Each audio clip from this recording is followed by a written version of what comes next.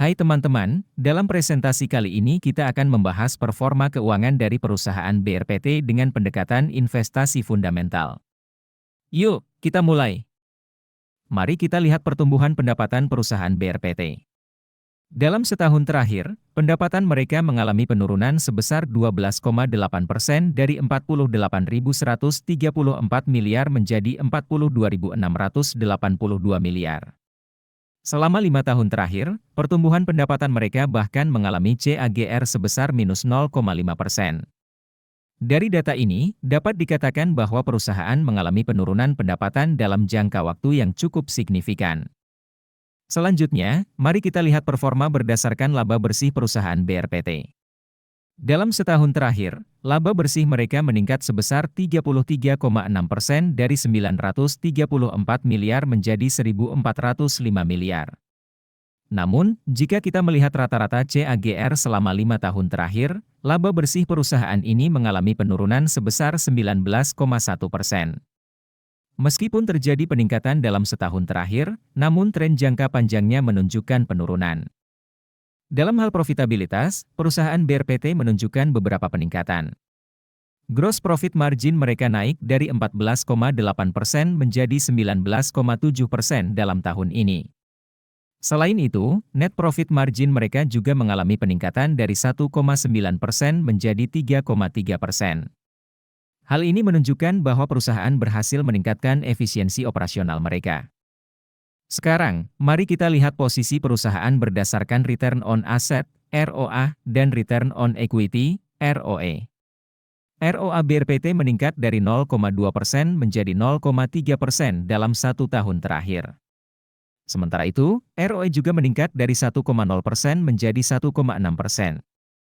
Dengan peningkatan ini, dapat dikatakan bahwa perusahaan berhasil menghasilkan laba yang lebih baik dari aset dan modal mereka. Namun, perlu diketahui bahwa tingkat ROA dan ROE perusahaan masih terbilang rendah.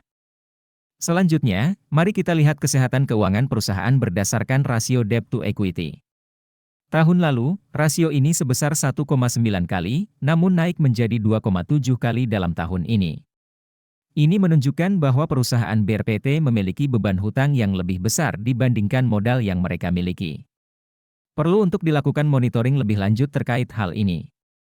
Selanjutnya, mari kita lihat Buffett Score. Ini adalah kerangka investasi fundamental yang dikembangkan oleh Warren Buffett, seorang investor terkenal dunia. BRPT mendapatkan skor 0 poin dari total 6 poin dalam kerangka ini. Ini menunjukkan bahwa perusahaan ini masih memiliki banyak hal yang perlu diperbaiki dalam aspek fundamentalnya. Bagi teman-teman yang tertarik untuk mengetahui lebih detail, bisa mengunduh aplikasi investor yang bisa teman-teman temukan di link yang ada di deskripsi.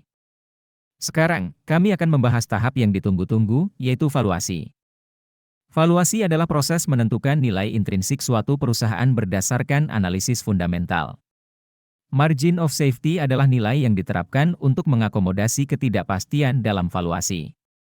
Baik valuasi maupun margin of safety merupakan aspek penting dalam pengambilan keputusan investasi.